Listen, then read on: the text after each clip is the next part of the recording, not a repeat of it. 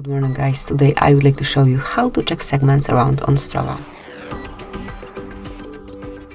So if you wish to discover some new segments that are around you, just open your Strava app and then click on Maps. Once you've got the Pro version, you will have access to more options here.